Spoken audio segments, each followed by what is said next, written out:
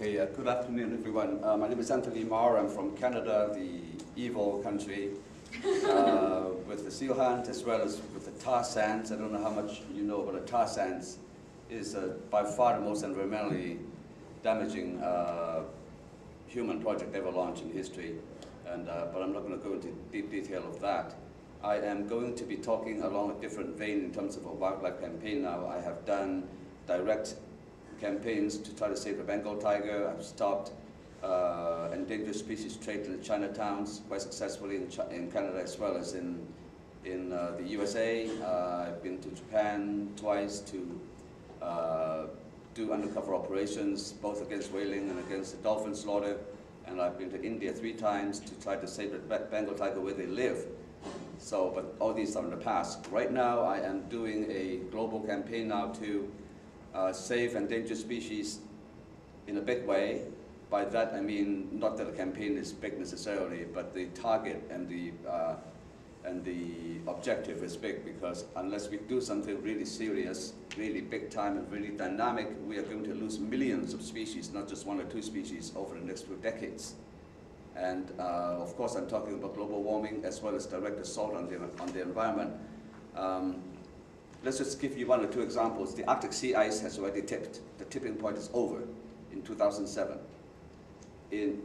Up to 2008, the sea ice had been declining like this, but all of a sudden in 2007, it went down like this. And that shocked the scientists into revamping their prediction. Scientists used to, until 2005, scientists predicted that the Arctic would be 50% ice-free in the summer by 2060, 50% by 2060. Now, after 2007, scientists are predicting that the Arctic would be completely ice-free by 2014. That means only about 5 or 6 years from now. Now, let me ask you, what's going to happen to the polar bear? What's going to happen to the harp seal? The harp seals need sea ice to give life birth to the cubs. If the Arctic sea ice disappears, the seal hunt will be over because there will be no seals. So let's hope that this would not happen, but I believe that scientists' predictions have repeatedly come true, whereas the big oil companies have forced the general public to be totally confused about global warming so that they don't even accept global warming as a fact, when global warming is already wiping out so many ecosystems. The Amazon rainforest is drying out. It's predicted that in the 2004 that the Amazon will become desiccated, especially with continued exploitation, deforestation, growing lots of soy, wiping out the tropical rainforest to grow soy so that North America can have beef. Soy serves as feed for Brazilian cattle, as well as a source of ethanol for North American cars. We are responsible for that. George W. Bush and Lula of Brazil struck a deal. Bush says that we are running out of arable land. We need your land to grow more soy to feed us. And of course, Brazil is very happy to oblige, because what good does it do to Brazil for the tropical rainforest just to sit there? It's not an issue of the economy. It is an issue of ecology, and ecology doesn't count at all with most politicians in the world. It is the economy. So Brazil is wiping out the tropical rainforest to feed us with more beef and more soy, okay, and more ethanol. And between that and global warming, which will dry out the Amazon rainforest, scientists are now predicting that the Amazon rainforest will become an Amazon savanna at best, an Amazon desert at worst, by 2100, or maybe even earlier. I just read a new report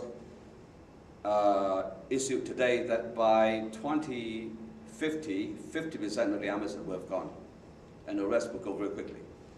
And the Amazon currently contains 1/3 to 1/2 of all the species on Earth. All the species on Earth today counts approximately 20 million species. So if the Amazon becomes a forest, a desert, we are going to lose 1/3 at least of all Earth species. That means 7 million species. 1/2, 10 million species.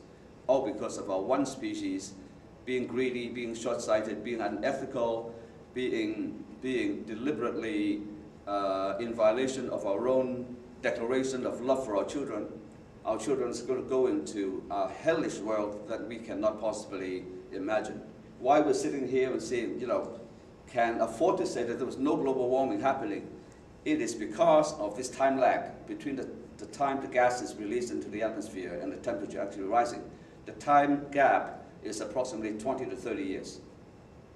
And the gas have been released in a big way in the 1970s, 80s, 90s, and this decade already. So this time lag is going to catch up with us very quickly. And I predict that within 10, 15 years, all these predictions will come true. We'll begin to feel the heat. The IPCC predicts that the Earth will average approximately up to 6 degrees Celsius or 10 degrees Fahrenheit warmer than today by 2100. And they have totally ignored one very important factor, that is methane. Methane is a much more powerful greenhouse gas than carbon dioxide. First of all, methane is being released in huge quantities by the cattle industry. It is said that a meat eater riding a bicycle emits more greenhouse gases than a vegan driving a Hummer.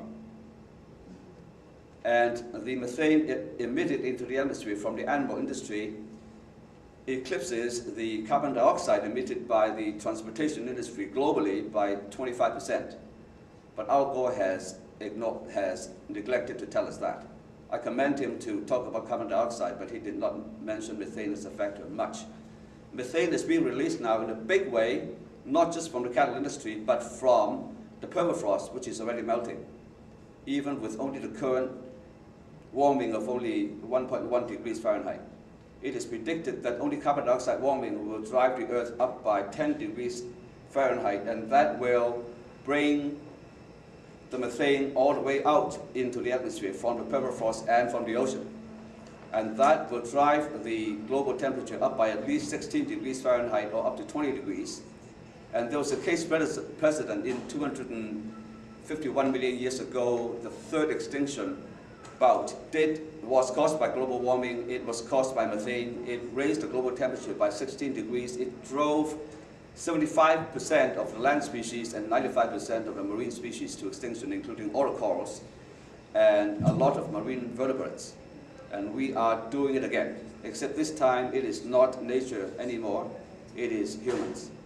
And if we cause the problem, we have the obligation and the possible ways to solve the problem, but unless we get started now, we are going to be sunk. The window is very short, it's narrow, it's about 3 to 5 years for us to begin to really fix this problem. But the world is following the trajectory called business as usual, which is the worst case scenario of the IPCC. And we add methane to it, and that's going to be a runaway global warming situation. So unless we solve the problem within 3 or 5 years, change our global behavior, we are dooming ourselves, our children, and millions of species to extinction. And spiritually, we will never be able to redeem ourselves no matter how many millions of years have passed. So let's think about that. Thank you.